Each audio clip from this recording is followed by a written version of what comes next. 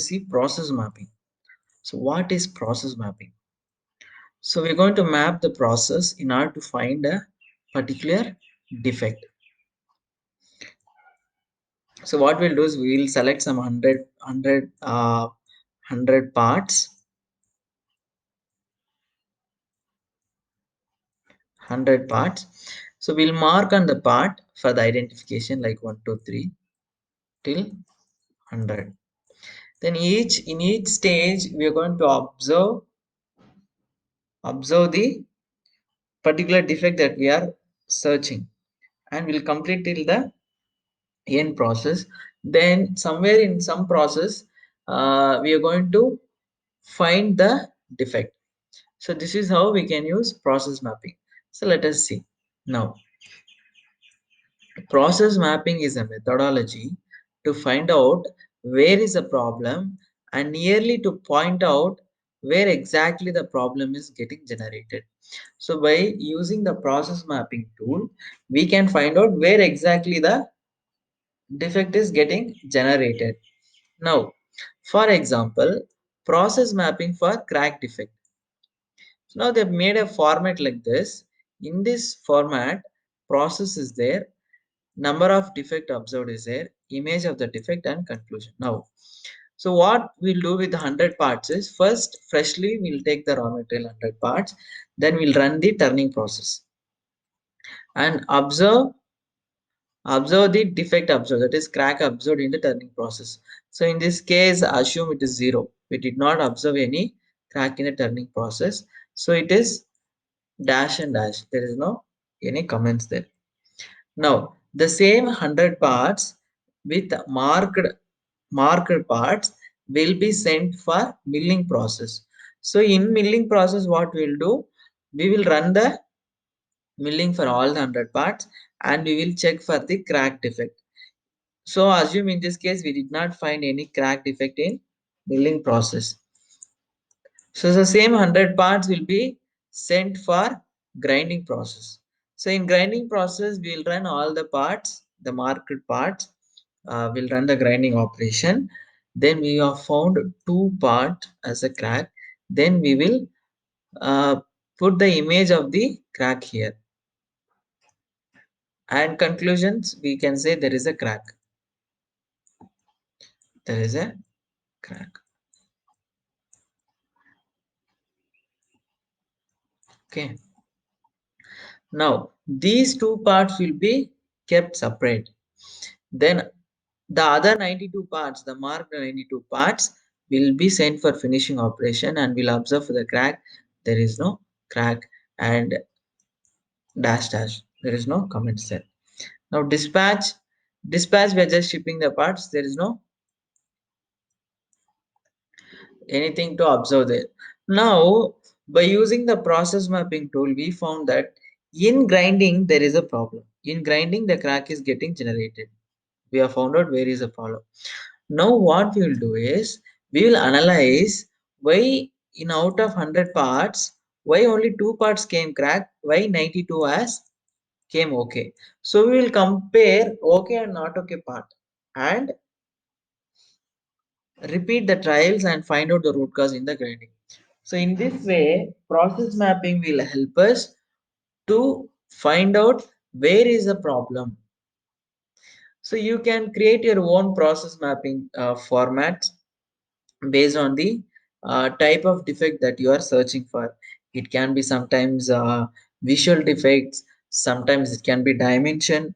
So it can be for analyzing the variation uh, and also to find out where exactly the dimension is getting generated or achieving in which process. So this is the concept of process mapping.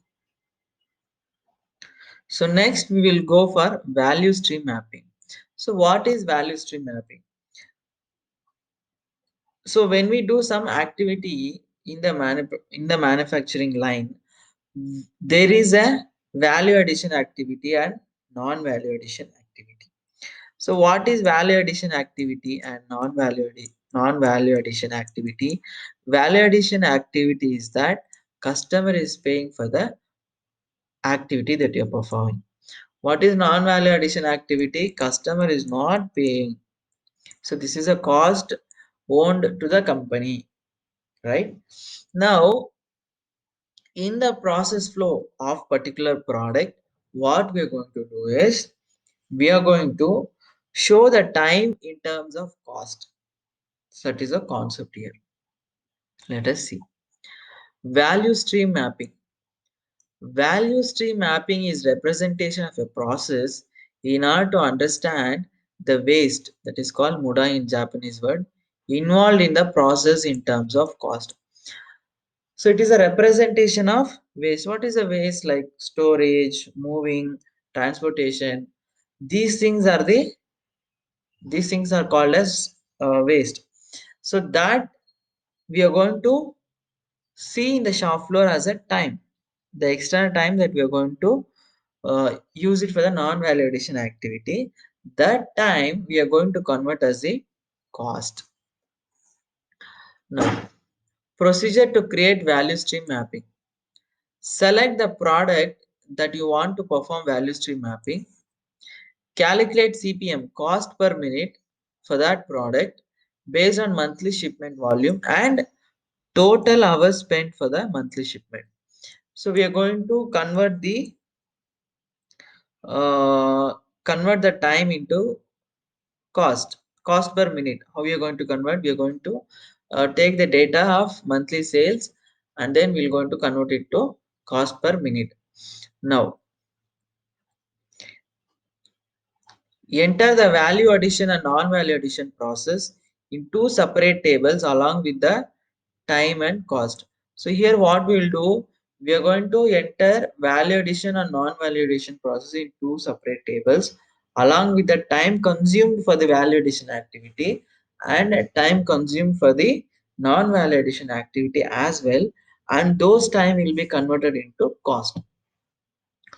Then plot bar graph individually and select the highest non-validation process with respect to the cost. So we are going to plot the bar graph.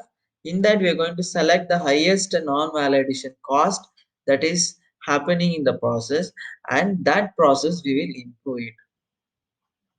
In the sense we are going to reduce the non-value addition cost. Now let us see an example. Here part number is ABC001. Shipment quantity per month. Per month they are shipping 10,000 parts to customer. Per part the cost is 10 rupees. Sales per month from this product is around 1 lakh. So total hours for completion is 30 hours. So 30 hours it takes to complete the 10,000 parts, like all the operations till from the initial to the finishing. Now total working minutes per month. We have converted this 30 hours to minutes, so it comes around 1800. So how we have converted 30 hours into 60?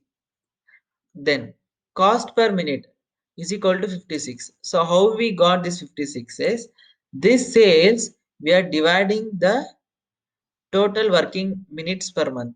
So 1800 we are going to divide for 1 lakh. So per minute it is around 56 rupees. That means for this particular product we are spending 56 rupees per minute. Now, so as we said in the previous procedure, we have noted down the process of value addition activity and non-value addition activity in two separate tables along with time and the cost. Now, if you come to value addition activity, milling process is there. Milling takes around 800 minutes. So the value addition cost is around 44,800. Then turning takes around 250 minutes. So the value addition cost is 14,000 rupees. The same way finishing process takes 250 minutes and it's around 14,000 rupees. So total value addition time is 1300 minutes, where it's around 72,800. That means value addition cost is 72,800. Now coming to the non-value addition activity, movement, two movements we are doing, and one storage we are doing. These are called non-value addition activity. So coming to the movement, 200 minutes, it's around 11.2k. Coming to another movement, it is around 8400. Storage, it's around 8400. So total time for non-value addition activities 500 minutes. That comes around 28,000.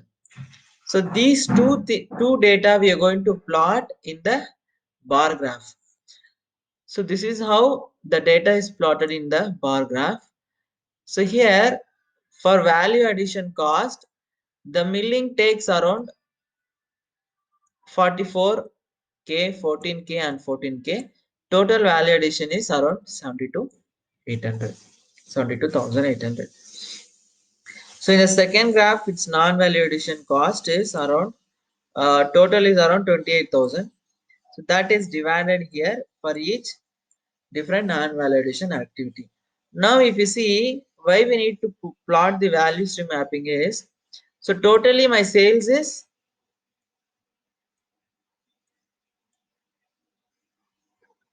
1 lakh.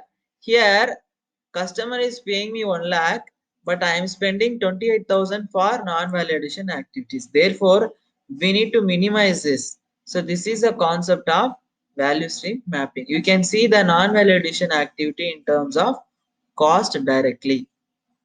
So next we'll be seeing Minitab training for different tools that you can use in the reality for different analysis.